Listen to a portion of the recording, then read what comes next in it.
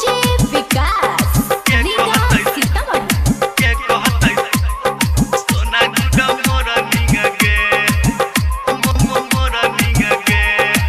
Recording by Sethi film Sitamarhi.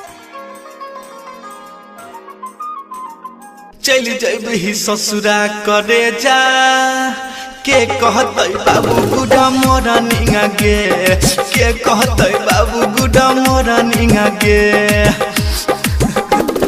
चल जैबही ससुरा करे जा के कहते बाबू गुडा मोरा निंगा गे के कहते बाबू गुडा मोरा निंगा गे दिल हमारा तू तोड़ गोरी गे लगबै छे दोसर से नेह गोरी गे कनते विदतै नाइटै भनिंग के कहतै बाबू गुडा मोरा निंग गे के कहतै सोना गुडा मोरा निंग गे के कहतै बाबू गुडा मोरा निंग गे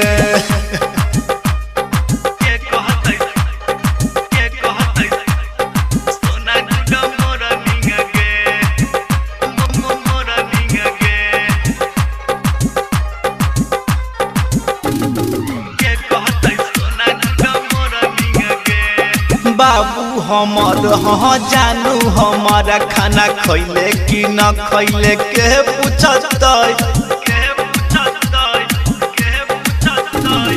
बाबू हमर हाँ जानू हमार खाना खैले कि न खैले के पूछतै हमारा से झगड़ा कके गे जान बोल न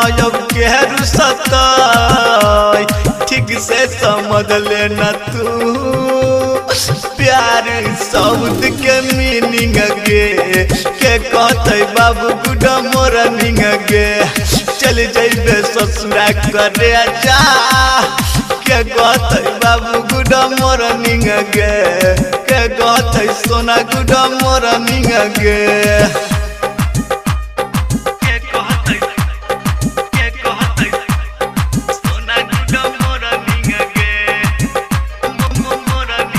recording by Sethi film Sitamarhi.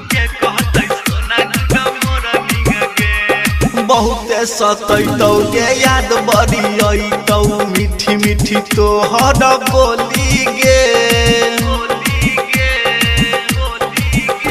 हाँ बहुते सतैतौ गे याद बड़ी अइतौ मीठी मीठी तोहर बोली गे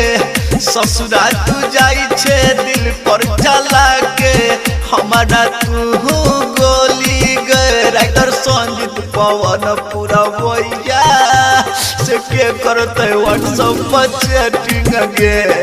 के करते फेसबुक पर चैटिंग गे चल जैबी ससुरा करे जा गे के कहते बाबू गुडा मोरा निंग गे के कहते सोना गुडा मोरा निंग गे